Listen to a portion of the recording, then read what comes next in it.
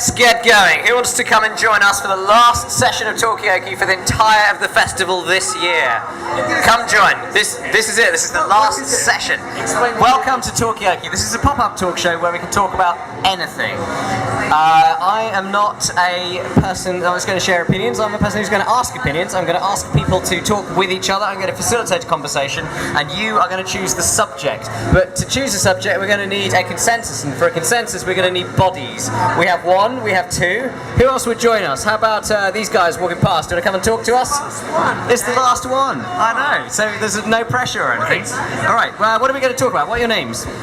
Craig. Craig and Daniel. Craig and Daniel. Welcome. My name is Rowan. What are we going to talk about, Craig and Daniel? I'm glad you got it in that order. That could have been awkward. Daniel Craig. Daniel Craig. Yeah.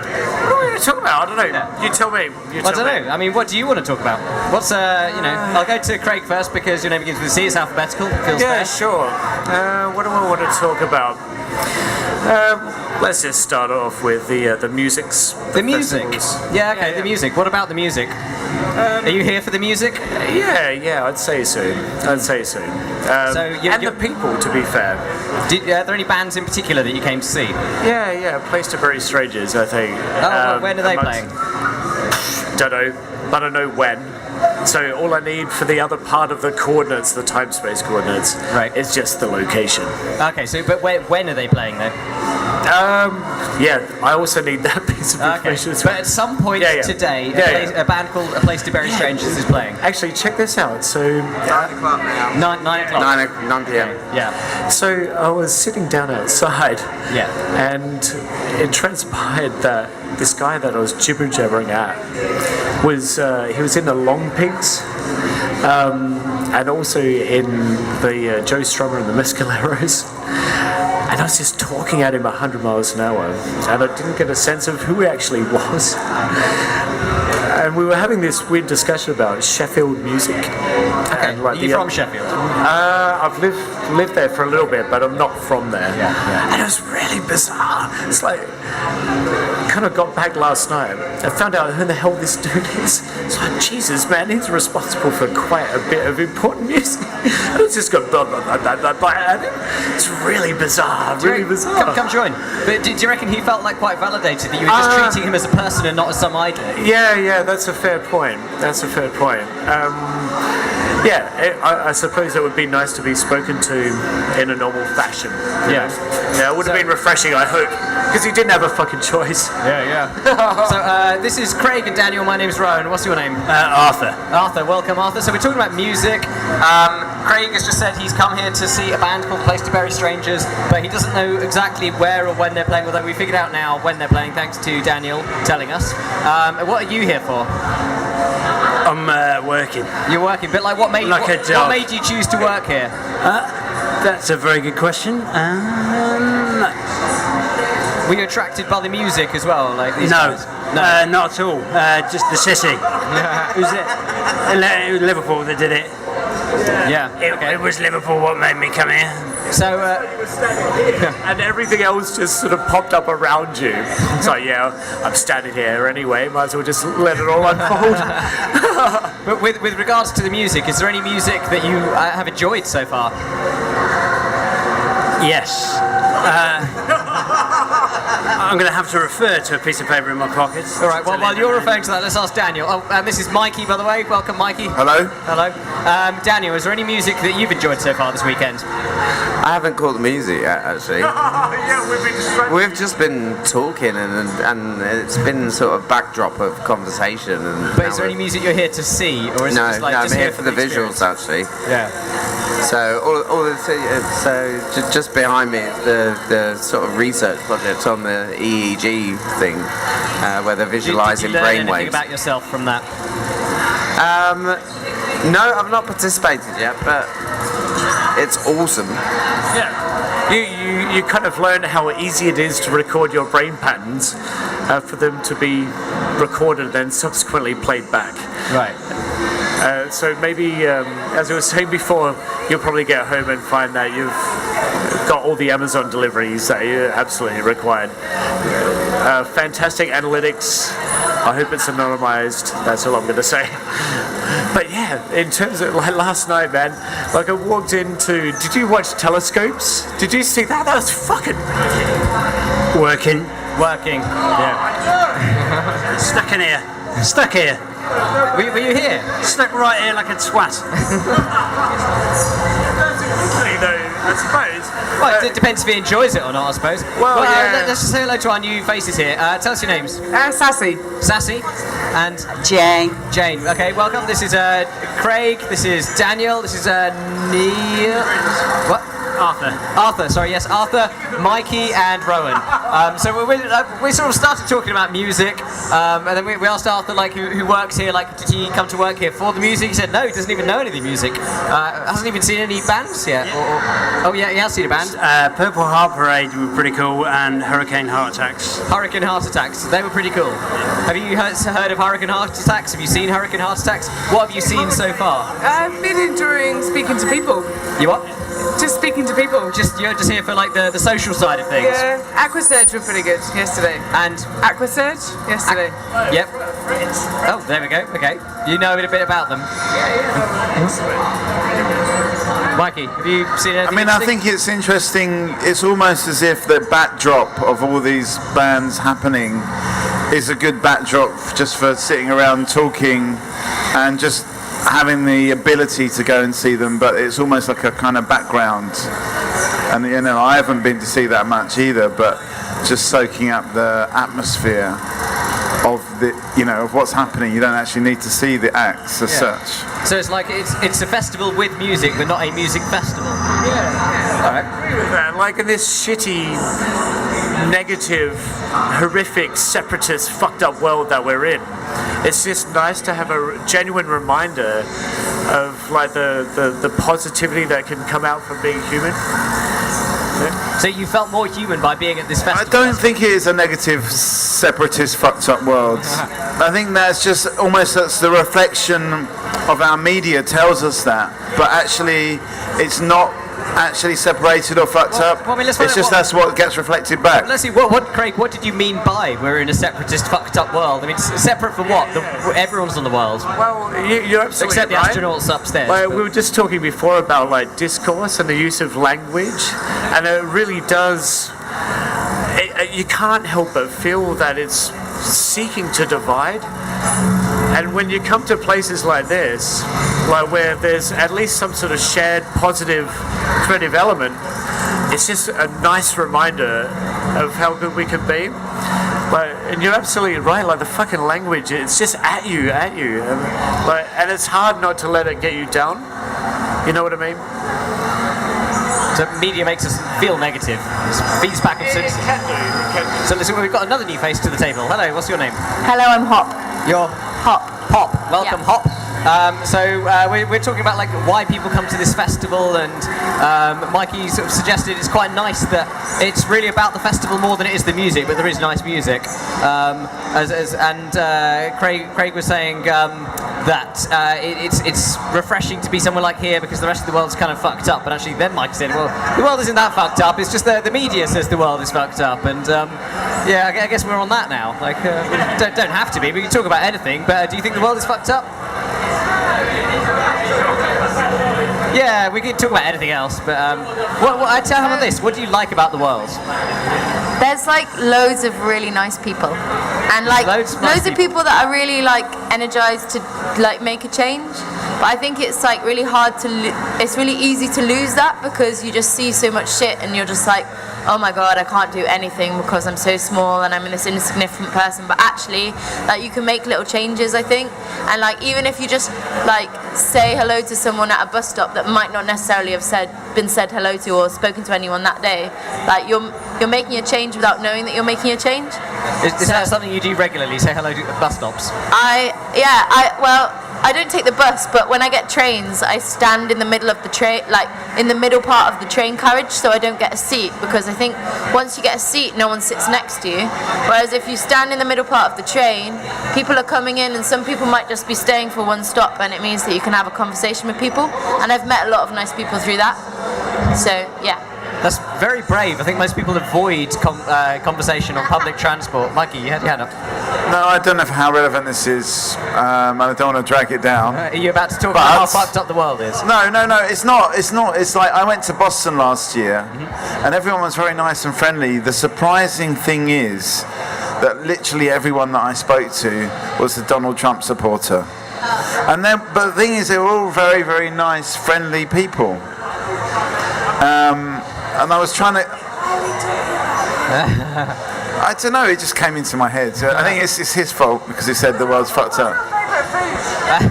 Falafel. Well, let's hear from Hop. Hang on, let's talk about falafel. I think we should all invent a sandwich, with things that might not necessarily go together, but could be in a sandwich. I'm quite happy for this. So this is the last session of Talkaoke. I would happily devote it to creating sandwiches. Yeah. So Hop, you're going to take it away. What is it? Your so what about dream sandwich? Or not necessarily a dream sandwich, but something that's a bit weird. So something like that. So a thick piece of brown bread, open top. So then you So then you put a layer of peanut butter as the start, just to start off, and then maybe some crunchy nut cornflakes, and then some worms from the garden. But and then delving into the surreal now. Are you really going to eat this? And then if someone put this in front of you, would you eat that? No, I wouldn't eat it. I might pick away at the bits that I actually want. So just the worms and the crunchy nut cornflakes. Yeah, worms and crunchy nut all the way. What about? I don't want to restrict this, but maybe we should restrict it to things that you want to eat, because otherwise it's just a bit weird. Mikey, what's your dream sandwich? I'm just sorry. I'm just going to get theoretical. Sandwich I've theory. got a theory that if you can find 3 ingredients with each 2 don't go with each other, that will make a perfect sandwich. It's almost like the sort of triple dissonance creates the perfect sandwich. Can you give us an example? So I don't know, Marmite, bananas, and since the third one's always the trickiest one. Marmite, bananas, and yeah, exactly. But if you can find a third thing that doesn't go with either of the other 2, then together it will fuse to form an amazing sandwich. Marmite, celery, and banana? I don't know. Okay, so yours is Marmite, celery, and banana, kind of. I think do something better than celery. Maybe, I don't know. Wait! Before you run off, you've got to tell us your sandwich. What's your sandwich? What the principle of 3 ingredients? No, not necessarily that. Although if you want to comply with that system, but more just Hop raised the question of your dream sandwich. So what's your dream sandwich? Dream sandwich. Oh. Dream sandwich. Well, for a start, it'd have to be sourdough bread. Sourdough bread. We're on the same wavelength. I appreciate Not really into the idea of peanut butter. That would just make the whole thing peanut butter. A little bit clacky. Yeah. Perhaps what about worms? Stick to the roof of my mouth. I wasn't I just asked to describe my dream sandwich? Worms. She was talking about worms. Yeah. Worm wouldn't feature. I'm glad it's not a requiem for a dream To be honest, I'm just a little bit old-fashioned and dull. I do like cheese. Okay. Onion. Yeah, bit of salad cream, jobs are good. Cheese, onion, and sour cream. There we go. Cheese, onion, and sour cream. No mayonnaise, though. And what about Daniel? It looked like you're about to stand up and disappear. What's your dream sandwich? I might go off the wall here. I might go That's what we're about. Cheese has got a feature there, but how do you choose? Maybe it's just cheese on cheese on cheese on cheese. Cheese on cheese. So different kinds of cheese, or all the same kind of cheese? Just a block of cheese between bread. Mega supersized cheese fest. What sorts of cheese? All of them. All of them? Yeah, all of the above. Wow, okay. I wonder if within cheese there's 3 cheeses that contradict each other. Sassy, okay, what's your sandwich? We've got to Everyone's disappearing before giving us the sandwiches. It'd be beetroot would have been there. Beetroot? Okay. Maybe some smoked chicken. Okay.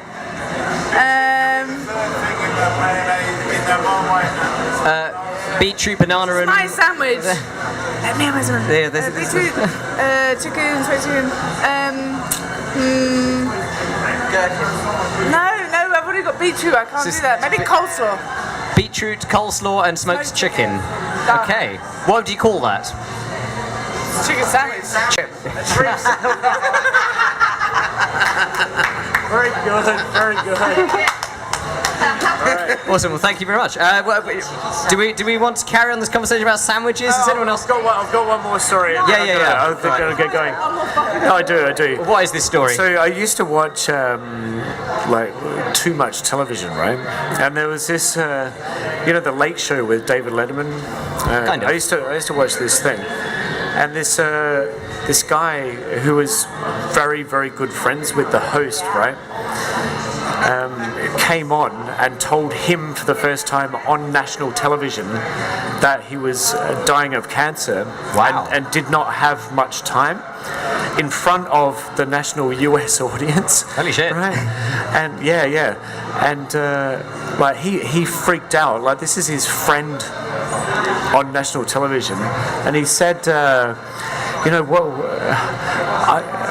what can you take from this finite world in which we live? Like, what lesson would you want to pass on?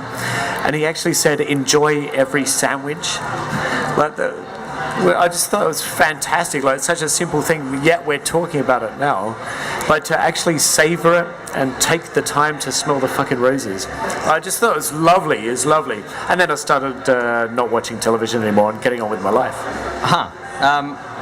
So sandwiches are this guy's reason for or the thing that epitomised this guy's life. Yeah, no, it's just such a simple lesson to impart, I thought. Does anyone else share this? That a sandwich is pivotal to life. It's. I think one of the things we're forgetting is that sandwich is a historically very recent phenomenon. It's only really existed for the last 200 years. What did people before do for that? lunch People before had sandwiches? didn't have sandwiches. Cool. Thank you very much. What did people do before sandwiches for lunch? I don't know. Porridge for lunch. You think people have porridge for lunch? Isn't there that story that when people were working the mines, they used to like line the bottom drawer of their like dress, like drawers, like the chest of drawers, with porridge, and then like slice it up and take a cold slab to work? I mean, that sounds very plausible. I have no idea, if I'm honest. Yeah, but I feel like a sandwich is like earlier than that. I don't know. I mean, Mikey was just saying a sandwich is only 200 years old. I mean, I feel like a sandwich might even be younger than 200 years. I don't really know. Arthur, do you have any opinions on sandwiches and I love a porridge sandwich. Porridge sandwich. God, that sounds stodgy as hell. I mean, from my grand's old drawers. Do you reckon these two YouTubers, do you like a porridge sandwich? That's what we're talking about. That's what this festival has come to. Would you eat a porridge sandwich? Absolutely no circumstances. That's double carbs. And I say this as a Scottish person, I wouldn't touch porridge. What would you put in a sandwich? Yeah. Like something normal, like some meat or some shit. Sorry if you're vegetarians. Some meat or some shit. Okay, fine. No, maybe no shit, literally. That beats her worm sandwich. Meat is shit, isn't it? Meat is shit. Literally. 1770, so it's actually 247 years old. The sandwich. The sandwich is 247 years old. There was a reason for that. Did you know that the town of Ham is near the town of Sandwich in Kent? No, that's something to make you think about that. Wait, say that again. The town of Ham. Ham is near the town of Sandwich in Kent, and it's also near Rye. So put all that together. So Rye bread sandwich. Kent has everything. Wow. In terms of sandwiches. Do you concur about this? I enjoy a sandwich. I don't feel as strongly about porridge or sandwiches. Yeah. What's your dream filling though? Dream filling in a sandwich? Yeah. That's kind of what we were talking about before you guys came. I'm pretty content with the Reuben as it is. Like the Reuben, just like pastrami or salt beef, sound more in the sandwiches. Right. So like what people call normal sandwiches. Normal sandwiches. I like the university one. It's not normal for me because I'm a vegetarian. I'm a person. So yours is what? I'm disgusted by the pastrami sandwich. What if it was like veggie pastrami, like veggie ham or veggie, You can get a veggie Reuben. Would you have that veggie the Abbey Road Cafe in Malton. You can. Got no idea what's in it. Would you have the veggie equivalent then? Would you be happy with the veggie equivalent of the Reuben? I would I would have it, yeah. I quite like vegetarian meat. I'm not disgusted by them. Right. I'm not the biggest fan of vegetarian meat. It just tastes too much like meat. Well, isn't that the whole point? I mean, that feels like that's what they're after, isn't it? The whole point that I'm vegetarian is I don't like the taste of meat, so eating meatless meat. Oh, so you're a vegetarian because you don't like the taste of meat? Well, primarily. Okay. Secondary, the butchering. Do you think most people share that? Most vegetarians share that? Or most vegetarians the other way around? Yeah, I believe most vegetarians the other way around. But having worked in an industry that involves animal welfare, it's certainly a much bigger consideration now as animal welfare than it was when I first became What was vegetarian. that industry? Retail. Retail. What were you selling? What were you retailing? Not prepared to talk about that. Fair enough. Okay. Yeah, that's all good. So would you eat the vegetarian equivalent of the ribbon or the whatever pastrami sandwich it was? Yeah, I'll try one. Yeah. Twice. Yeah. But you wouldn't because it's too meaty. I like a good Linda McCartney sausage, but I don't know, just big fan of beans. Well, beans, so you don't have to be sandwich. Such a loser. Even though your dream sandwich earlier, because it's sort of worms. No, it wasn't a dream sandwich, it was just an invented sandwich, I guess. Yeah. But then what about having a peas pudding sandwich like they have in the northeastern? It's like basically it's like northeastern hummus, or like it's like they've never heard of hummus in County Durham, but they know about like peas pudding, which is like butter beans or something like that. It's all whipped up into a sort of creamy goo, which looks apparently doesn't look great, but tastes phenomenal. That sounds awesome. Apparently, and they put it in sandwiches. Some people have it with ham, but it is strictly a vegetarian thing. You can get it in a tin. But it's like broad bean hummus. Sorry, yeah, it's probably it's like a that sounds awesome. Yeah, it's just a bean paste, and they love it in the northeast. Go and like you get it in this weird little can. It's like that size, and it looks like it looks like they printed it like for about like 0.001 pence on the can. You go, whoa, that looks a bit dodgy, but people go wild for it. So next time you're in the northeast, look on the top shelf of the bean section. Do they export it? Is it something we can get in Yeah, Italy? you can actually get it other places. I've seen it, but I've never bought it. Do we need to find a specific like northeastern cuisine restaurant? Maybe, yeah. That's why people leave the northeast. There's nothing to do only peas pudding. Fuck this, we're off. Are you not from? I'm guessing you're not from the northeast. Where do you reside? Currently in Malvern. Currently in Malvern? Where is that? That is south of Worcester. South of Worcester. That is- I'm from London, so my geography is awful. Where's Worcester? You're from where? London. Yeah, there we go. yeah. Case closed. I know where Liverpool is relative to London, but where's Worcester? Well done. Rest of the UK. Worcester is right bang in the middle. It's Relative to Birmingham, is that east of it? it's south of Birmingham, 40 miles south of Birmingham. Oh, okay, yeah. Near Oxford. No? No? Fuck. I don't know. They don't teach us this stuff in school. So Worcester is 120 miles south of Liverpool. Okay. Okay, yeah. I can picture that. Yeah, 60 miles north of Bristol. Gotcha. Okay. And that's where Baltic is. It's on the M5. Oh, okay. Now, there we go. I get that. Yeah. Cool. So what's the local cuisine in Malvern then? If it's not peas pudding? Indeed, yeah, it is indeed very famous for malt water, used as a cure in the 18th century for many ailment. Did it work? Not on me, I wasn't around, but I wouldn't. They've sold a few hotel rooms on it, so good luck to them. Malvern water is I think considered to be a good cure for many things. I think it's the basis of homeopathy, isn't it? Water. Is that where that came from? Well, I mean, yeah. Well, there's so many places around the world where they say drink the water. good for you, and I'm sure water is very good for you. Probably not from like the Ganges or something. Throw a question to the other side of the table and say, if you were on a pirate ship, what would your essentials be? Okay, I'm enjoying that random tangent, but let's go for it. If you also, what are your names? Oh, my name's Zoe. And Fabian. Zoe and Fabian. So Zoe and Fabian, if you were on a pirate ship, what would your chosen items for survival essentials be? Let's grab a seat. Okay, let's put this question to the table. We're going to start with Zoe and Fabian. If you were on a pirate ship, what would your essentials for survival be? Oh, you've got to go. Okay, well, what's your essentials for survival on a pirate ship? My wooden leg, Your wooden leg and my parrot, and your parrot. and my cute sword.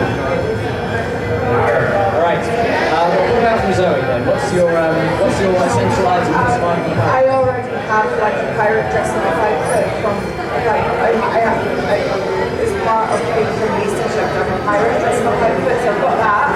So all I need is some rum. I've got these scars as well, just for that like sort of shiny Pirates of the Caribbean look.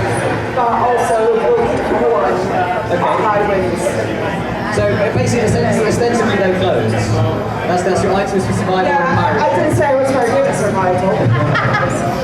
That's just it, just keep warm, keep dry, keep drunk. That's it. Fabian.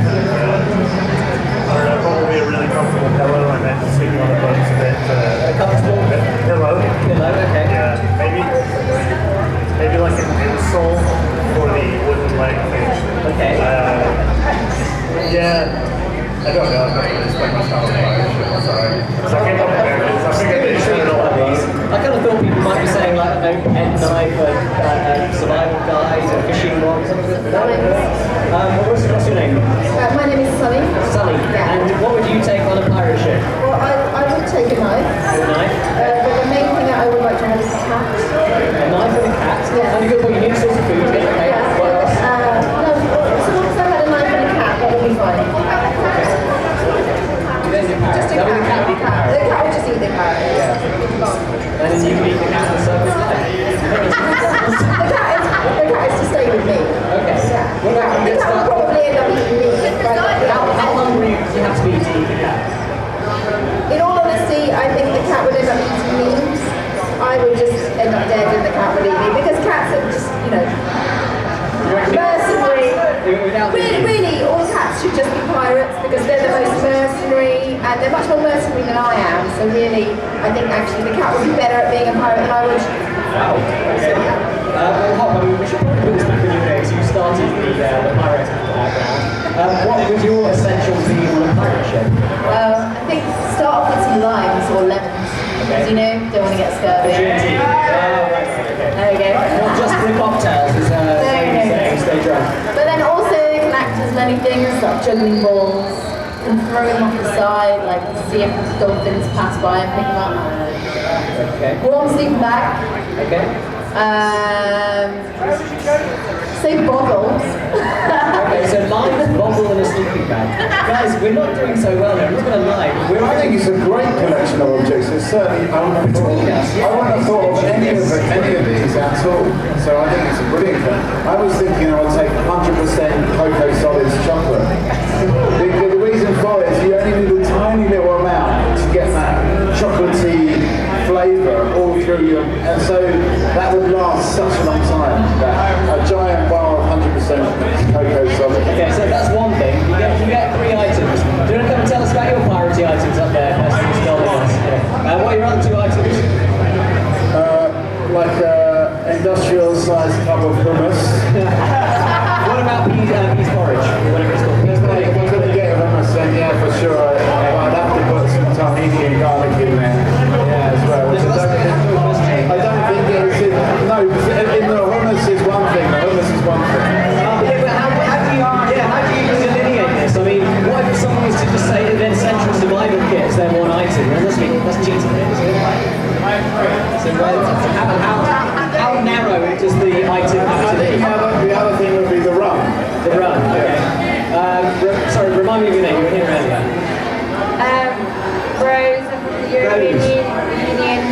welcome to the European Union. We are also currently in the European Union.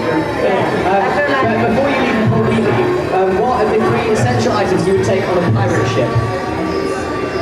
Getting to the real crux of all of our problems, Yes, are we? yes. Okay, pirate ship, I don't know, booze. Booze, alright. That's one. The other ones. Any phones when I call my mum. Yes, yes, I'm very adept at smoke signals, so yeah. Interesting collection. Leah, what's your 3 items? I would bring madness, a bad reputation, and a lot of weapons. So 1 tangible, 2 intangible things. Yes! What's your name? Mine's Greg, and What's your 3 items? regardless of time period, I would have an unlimited mobile data subscription with Spotify Premium or Apple Music, depending on your preferences, and a device to play it on, which would enable one to listen to all of the music that's been played today at the site first. Okay. What about if you were in the 18th century and there was no database? In the 18th century, probably just a lot of room. Okay. So booze, music, and a lute to play the same music on. That one more, because I count that as music. It's music and friends. Oh, I like that. Booze, music, and friends. You described like the best of times. What's your name? I'm Lucy. Lucy, what's your 3 items you take on a pirate ship? I think I would take an eye patch, just in case, because you never know what's going to happen. Yeah, an eye patch. Maybe a little eye patch. Yeah, a little one, just in case you never know what's going to happen. And maybe like seasick tablets, just on a practical note, just like get seasick. Yeah, thank you. So an iPad, a seasick tablet, okay. Some comfy shoes, like comfy boots. Yeah. My final thoughts are, can we all go and see Holy Dragonball playing, the Holy Dragonball playing right now? Don't know whether they're playing right now, let's go and see them. Holy Dragonball, wait, Thank you for clearing the table for us, cheers. Final thought, what's your name? Well, we say this is a pirate ship. Well, is this a pirate radio? Is this a pirate radio? Because if it is, I'm not partaking. I don't agree with it. I mean, can I just say, where the fuck is everyone getting like paracetamol from? It's a pirate ship, mate. 1700s. Yeah. Think about it. iPads. I mean, iPad. It's a pen for wood, alright? By the wood. How would you cut it? No. I don't know. I mean, we've had some very abstract things. Like, we're not talking in the real world here. What would you take on a hypothetical? What would I take on a pirate ship? Yeah. A good boat. A boat on a boat. A metaphor. No, a good boat. I want to take a pirate ship. I'll take a good boat. The pirate ship is a freebie. That's yours. Right, I have to take a pirate ship. So we're going to get on the pirate ship.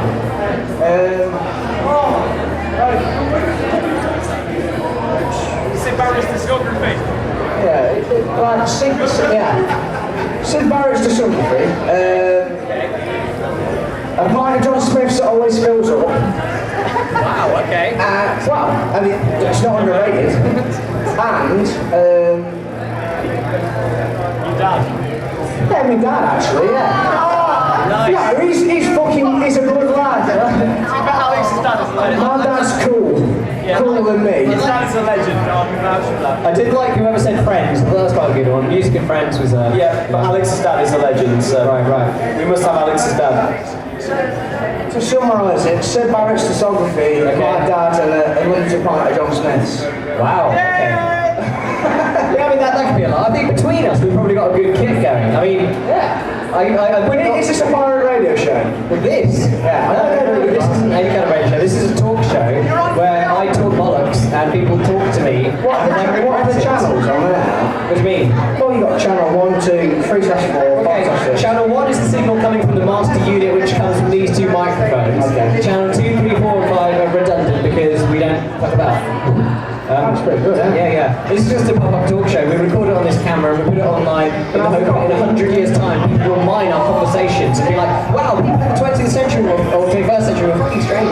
That's how, yeah. But it has been said that data mediums from 20 years ago are no longer accessible, so how are you going to ensure that this exists for years to come? We can't guarantee it. We trust the future to try and preserve the past. That's all we can hope for, really. Anyway, I'm not supposed to have opinions. Well, do you have a credit card? No. Right. No, good. Yeah. I think credit is the downfall of the modern economy.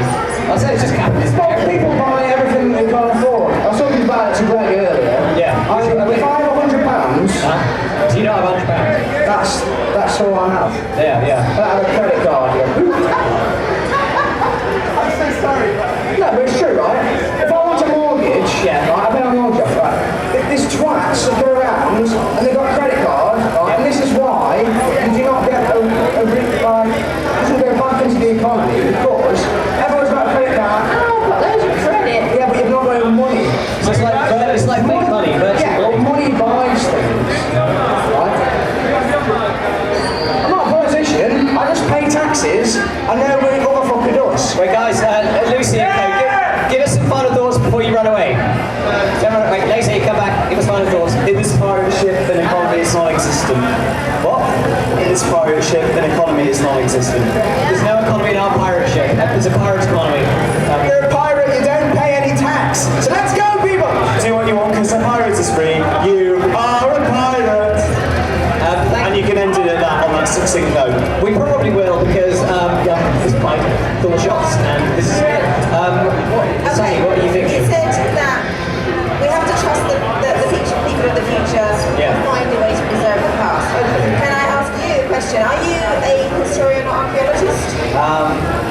No. You kind of sound like one.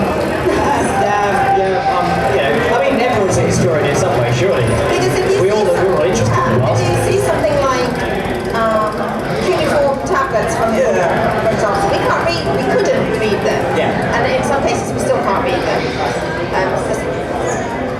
Well, there is somebody at the British Museum who can read cuneiform as if he's reading a newspaper, but I can't. Right. But we, as the future, have preserved that past knowledge. Well, they preserved their knowledge. Yeah. We found a way to decipher what they have left. So,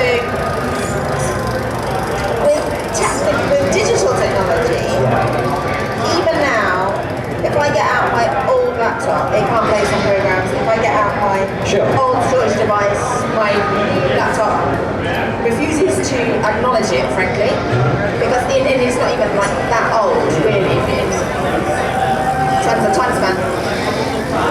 But at some point, there's somebody somewhere is probably already downloaded it online, a little software that will decrypt older software. So I think you're right. I wasn't really having an opinion, I was just saying that's what we want. Just sort of say, well, how on earth are we going to be able to do it? It's like, we'll find a way. We need to know, we'll find a way. That's what we do. Well, that's kind of what we're hoping for. Yeah. What would you preserve from your life in the future? Bob, I'm going to ask you this as well. What from your life would you preserve for the future? For the future?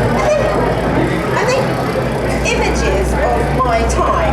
Because when I was younger, I didn't always have a camera like I do now.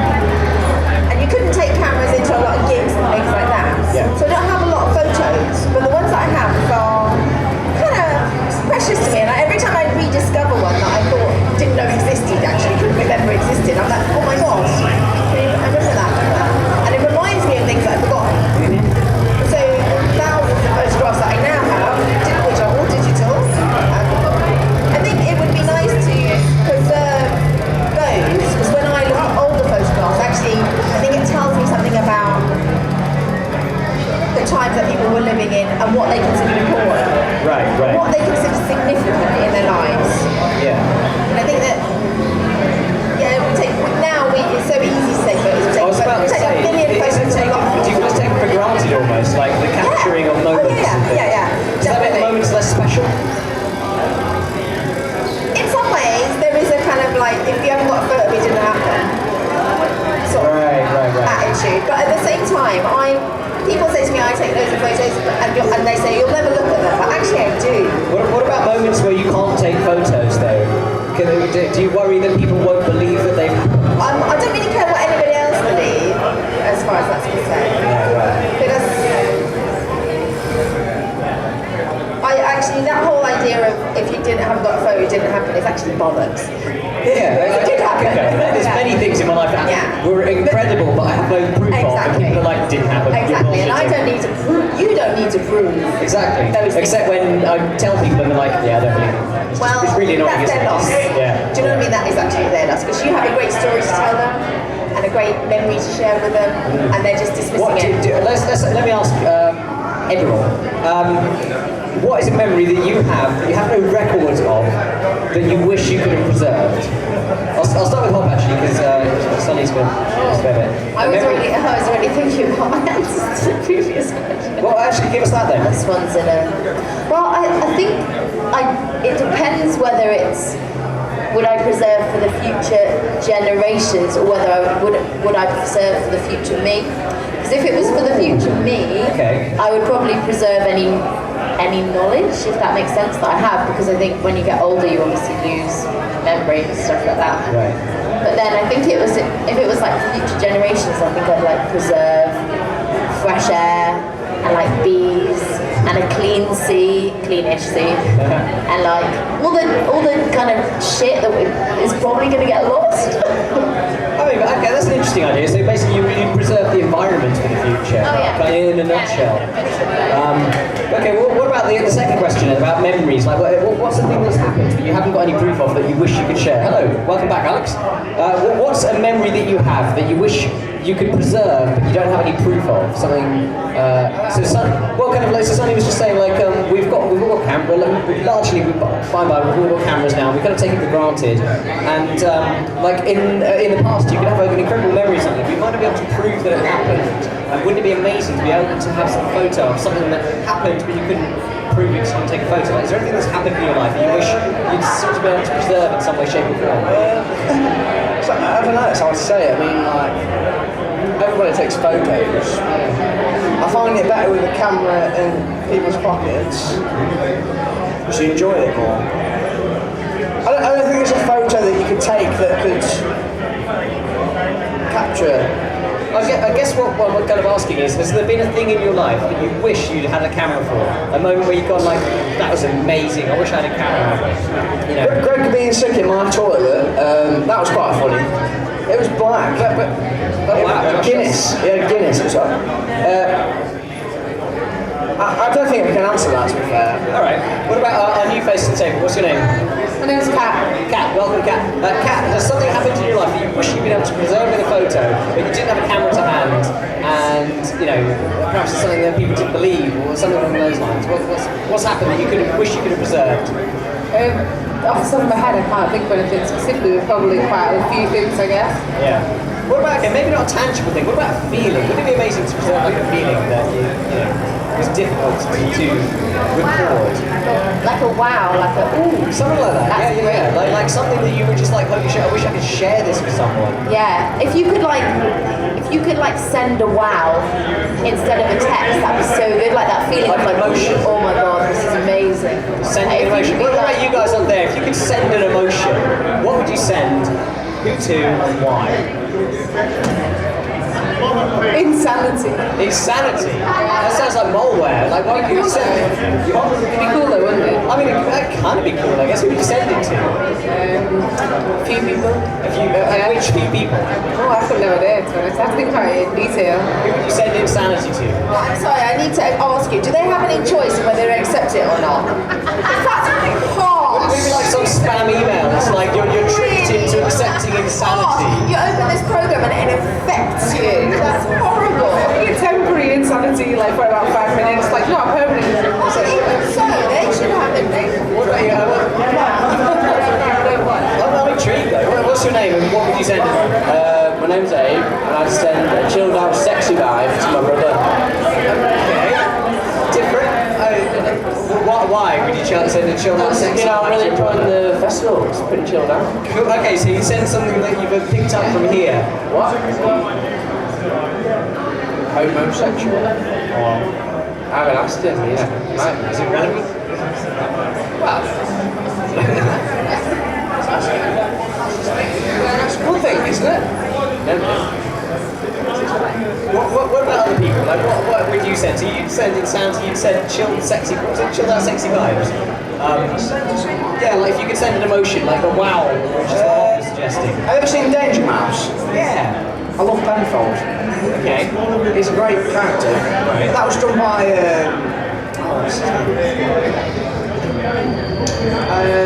it was Only Fools and Horses.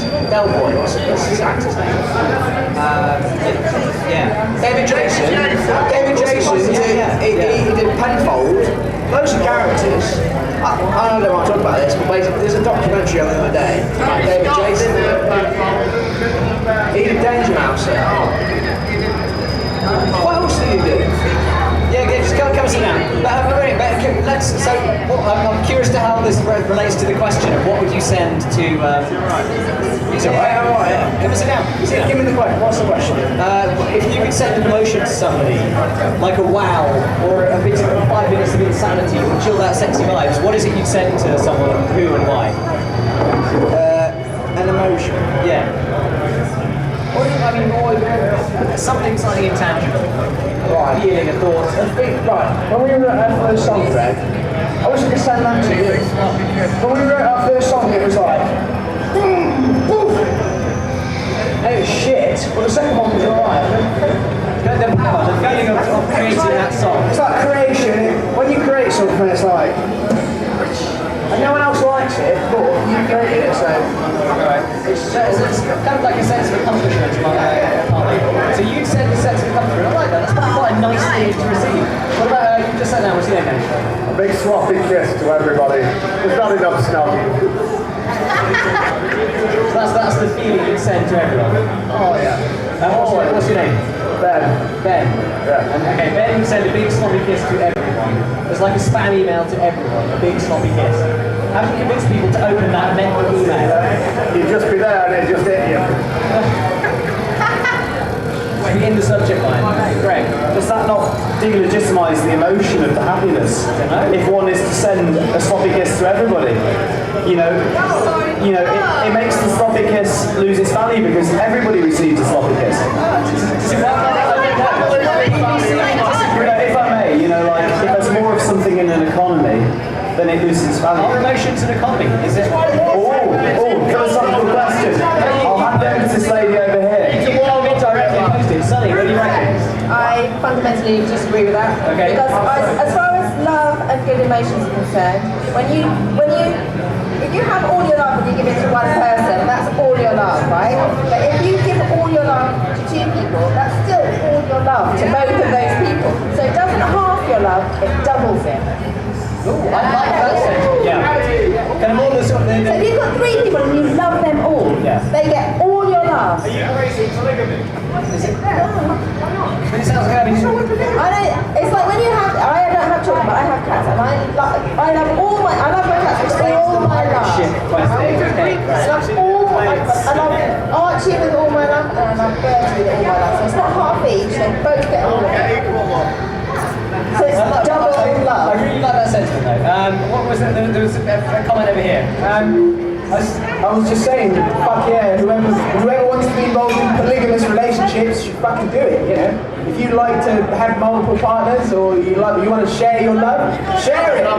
Share it, you want it. Alex. When a man loves a woman. Should we turn this into karaoke? Nah, let's not.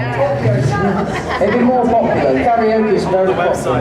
Karaoke is very popular. We're not after popularity, we're after quality, not quantity. Alright, so, otherwise, Kev, we just, whatever, we play some tunes. Where should we take this anyway? I've probably got about another 10 minutes before I just, give up. Sunny. Can I give you my little emotion that happened? Okay, this is a little thing that happened yesterday, which may have happened to all of us here in this festival. So when you go and see, say you go and see a band, and you've never seen them before, and you have no idea what they're like, and you just walk in the room, and all of a sudden you're like, fucking hell, they're brilliant! And you just feel really like, fuck, that's brilliant, and you just have a little dance, and it feels just properly good. How nice is that? Just feel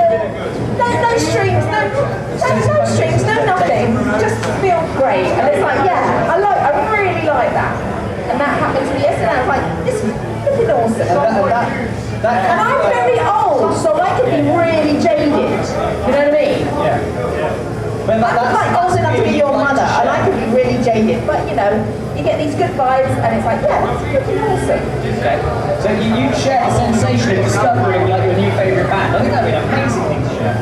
What about us? The thing is, you know, I said before about sharing insanity with people, right? The reason that I chose that is because, like, you can experience all these emotions every day, but you can never experience insanity anyway.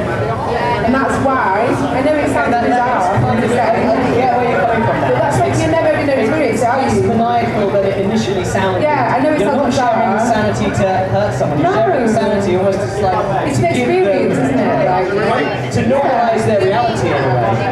Do you mean insanity as like a psychosis or like insanity as like a... So, which kind of like brings us back to like the theme of the festival, Psychedelia, right? It's like you're sending someone a mind-expanding experience. To be fair, do you know when you listen to The Dark Side of the Moon for the first time, you're like, fucking hell, that was a bit of good. Do you know, like, my girlfriend has never indulged herself in that, so we're going to do that tonight for her. Yeah. Nice. And I said I wish I was Lucy because she's never listened to Pink Floyd before. She's there, look, she's off her face! Lucy! But if I may, do you know, like, when you indulge yourself in that formative experience that sort of, you know, it gets you into that thing that you enjoy for the first time, you can't replicate that. And, you know, regardless of genre, whatever it is, when you get into that, you know, when you experience that for the first time, it is the most amazing thing, and you can never replicate that. So that is the emotional, the emotion, as it were, that I want to send to somebody. It's like chasing the high. Exactly, yeah, but without the drugs, because it's a load of bullshit the drugs are. So that's what I would send to another person. The experience of listening to Dark Side of the Moon for the first time. Yeah, yeah. So kind of a lot like what you were sort of saying, like you'd share the experiences of new music, and I guess you could kind of say you share examples for the same kind of reason. These are pretty good actually. Yeah. How it goes. You need to share.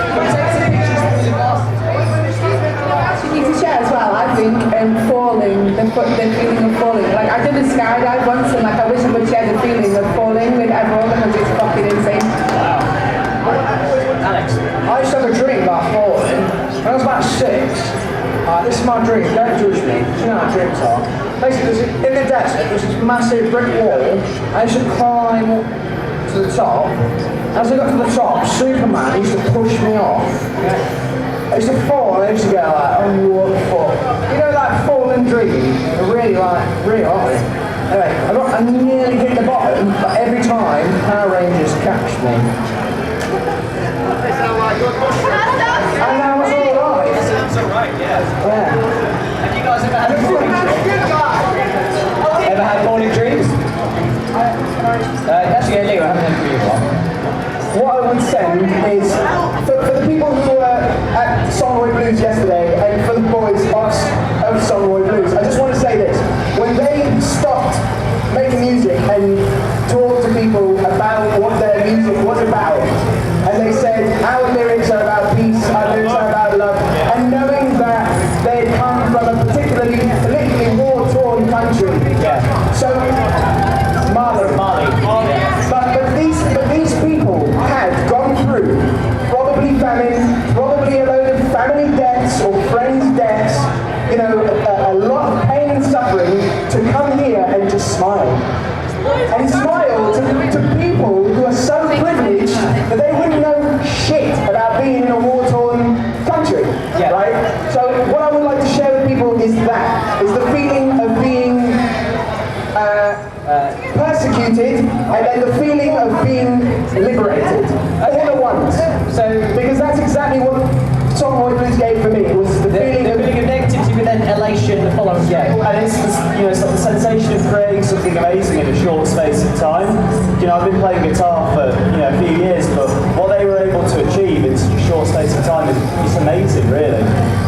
You know, they are fantastic musicians. musicians under the constraints that have just been mentioned. Do you reckon there's like some kind of creativity comes out of oppression and? Yeah, I think it does because people, it gives them a reason to articulate themselves. Can I pose this question to you? Does the best art come from like actually negative places? Like when you've got something to say because it needs saying. Well, that is a philosophical question in itself. Is it art modelling reality or reality modelling art? What was that? It just has to be authentic. And how does one define authenticity? Authenticity is when you are yourself in the moment as it is. You don't try and fool yourself and say, I never had this emotion. And you don't try and turn around to other people and say, actually, that emotion was bigger than it really was. You say it as it is, when it is, how it is. Okay. That's it. Awesome. Alex. Originality comes around once in a lifetime. You've got bands. Yeah. Alright, bands. You've got bands that just. You've got bands like the Stone Roses. Right. They were just once. That's it. Stone Roses, The Doors, Pink Floyd. Right, no, but they were the bands. Right. What about? Hang on. They are the gods. Can. I love Can. They invented this stuff. Can. Bass player. Anyway, I reckon we should wrap this up. So give me some final thoughts before everyone runs off. Let's grab a seat for a teaser for a second. Hop, just give us a final thought. We're going to wrap this up. Go to someone else first. Talking about. What? Go to someone else. All right, we'll start this end. Leo, give us a final thought. We're going to just a sentence. Final thought. Freedom. Freedom. Freedom. Freedom. All right, that's a sentence. Yeah, Can are an iconic band. They invented the motor at beat that. I'm going to Google these guys. So how do you spell?